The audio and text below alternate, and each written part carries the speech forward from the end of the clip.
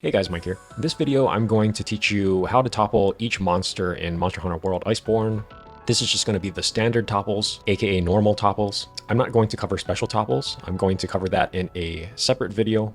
So subscribe if you're interested in that. So let's get right into it. So the first thing to understand is that topples are triggered by flinches on specific body parts. Now, typically you trigger the flinches on either the head or the leg, but each monster has different rules on how they topple. Let's just get right into it. So Great Jagras, just flinch him once on the front legs and he'll topple. Rattleban, 2 flinches on the hind legs or his big legs and he'll topple. I have noticed with Rattleban that you actually have to get rid of all the bones off of his legs before you can start to topple him. Baroth is just 1 flinch on the legs. Juratotus, when he's underground, it takes 2 flinches for him to flinch and topple and be flopped above ground. And then when he's above ground, flinching him on the head doesn't actually topple him anymore, but you can flinch his legs. And I believe that's a 2 times flinch on the legs in order to topple him. Same thing with Beototus. Kuluyaku is actually 2 flinches on the legs to topple him. You cannot flinch him on the head. That will never topple him. Tsitsiyaku is the same as Kuluyaku, 2 flinches on the legs. When you get a part break on his head phosphor thingies, that will actually topple him. But if you do regular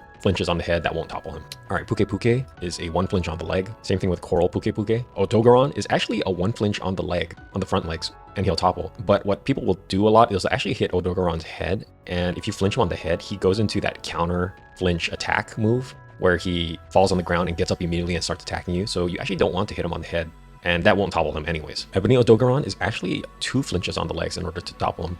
And you see this a lot with the Iceborne monsters. They actually are harder from the sense that compared to their normal counterparts, their non-variant counterparts, they will actually require more flinches to get the topple. A good example of that is Tobi Kadachi. You only need 1 flinch on the legs to topple him. Whereas Viper Toby, you actually need 2 flinches on the leg to topple him. Let's go with Rathian. Rathian is very easy. 1 flinch on the leg to topple. Rathalos, 1 flinch on the leg to topple. Azure Rathalos, 1 flinch on the leg to topple. Now here's another example of the Iceborne monsters being stronger. Gold Rathian takes 2 flinches on the leg to topple. And the thing about the Wraths is you actually can't flinch them on the head to topple them in World and Iceborne. You can actually topple them in Rise and Sunbreak if you hit them on the head. The thing is, if you're going to flinch them on the head, you have to do it while they're flying so that you can dunk them and you get a super long topple. But these special mechanics, like I said, I'm going to be talking about in a separate video, so subscribe for that. Silver Rathalos, same deal. 2 flinches on the legs. Legiana has the same skeleton as the Rathalos and also follows the same rules as the Rathian Rathalos skeleton, which is 1 flinch on the leg. Shrieking Legiana is a weird one. Shrieking Legiana will coat its parts in ice, and I have noticed that you cannot flinch and topple them. Like, it'll just destroy the ice instead, and even once you destroy the ice, the flinch rules are still kind of finicky. So I'm going to put an NA for now. It requires more testing, but just note it's not as simple as a regular Legiana. Anjanath is a 2x leg. Compare that to Baroth, which is also a brute wyvern. This is where you're starting to see a level up in the monster where it takes more effort to flinch the monster. Glavenus, same. And then we have their Iceborne variant counterparts. So Fulgur is the same, 2 for the leg. Same with Acidic Glavenus, 2 for the leg. Let's look at Great Gyros for a second. It's the same as Great Jagras. They have the same skeleton and they also have the same roll 1 flinch on the front leg. Dodogama is actually a 2x leg flinch. Let's go with Banbaro. Banbaro follows the same rules as Baroth as a brute wyvern, just 1 flinch on the leg. Let's go with Urgon, another brute wyvern. It's the same rules as the Anjanath. Brute wyverns, 2 flinches on the leg. All right, now let's go with Tigrex, Barioth, Nargacuga, Brute Tigrex. They're all the same at 2x on the front leg. Now, they have a special rule in that the first flinch you get on their front legs will be a part break, and that part break results in a topple. So essentially the first flinch is a topple. But after that, if you continue to hit that part, it's going to take 2 flinches per leg to get a topple. Here I have Pink Rathian for Pink Rathian. It's the same as Rathian. But the thing about Pink Rathian is the hit zone values across the board are worse than Rathian. So something to consider. Diablos is the same as the Rathian family, just 1 flinch. Same thing with Black Diablos. Let's go with Yan Garuga and Scarred Yan Garuga. They're the same at the 1 flinch on the leg, which actually makes them pretty easy. You can just stay by their legs and just keep attacking their legs. So speaking of 1-leggers, let's talk about Xeno'jiiva. It's a 1 leg. The thing about Xeno'jiiva, even though it's 1 flinch on the front legs to topple, the topple doesn't last very long for Xeno'jiiva. All right, let's go with the Palumu, Naishi Palumu. It takes 2 flinches on the legs, but the thing about them is that they're always flying and you actually can't tenderize their legs. So it's actually extremely inefficient to hit their legs. I forgot about Lavasioth. It's the same as the other Piscine, wyverns. But the thing about Lavasioth is that he doesn't actually spend a lot of time underground. So trying to hit him on the head to flinch him and get the topple to make him go above underground is not really practical. But you can still hit his legs when he's above ground for the 2x leg topple. Same as the other Piscine wyverns. All right, we got Joe and Savage Joe.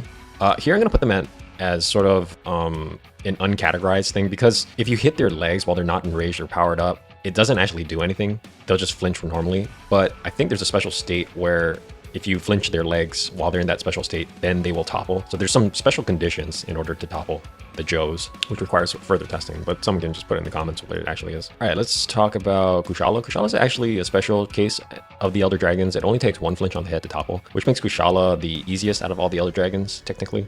So we have Teostra and Valhazak, Black Valhazak, Namiel. They all require 2 flinches to the head in order to topple them.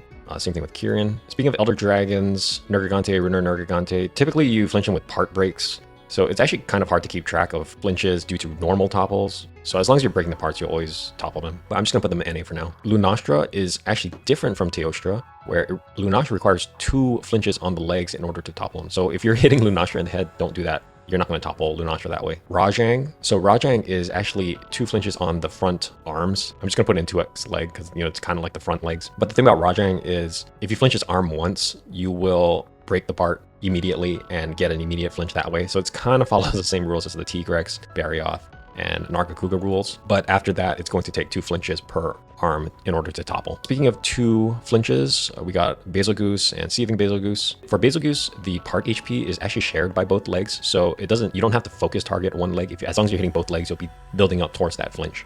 But the part HP for those legs is pretty high, and it does require 2 flinches on the legs in order to topple. The thing about Seething Basilgoose, however, is this is an example of special mechanics where Seething Basilgoose, you can actually topple him by hitting his glowing parts. And that's a very common theme in Monster Hunter across all Monster Hunter games. If the part is glowing, you should hit it. Something very good usually happens. Most of the time, it's a topple. Other times, you know, you can suppress their powers. Forgot about Volcana. Volcana is the same as the other Elder Dragons, 2 flinches to the head. Shara Ishvalda, however, is 2 flinches to the front arms in order to topple. Brachydios, I know for a fact you cannot hit Brachydios's legs, you know, his hind legs or his forearms in order to flinch him. You actually have to hit his head. I can't quite remember if it's 1 flinch or 2 flinch, but I'm just gonna put it 2 flinch per head in order to topple, but someone can put it something in the comments. Zinogre is actually really weird in this game. You need to hit both arms. You cannot just focus target one of his front arms. Not to mention, Zinogre has a special mechanic, whether you can hit him out of his charge state. So we're just gonna put him NA just because he has so much rules, and it doesn't really qualify as a normal topple. Leshen, I don't care about, so I'm not going to add him.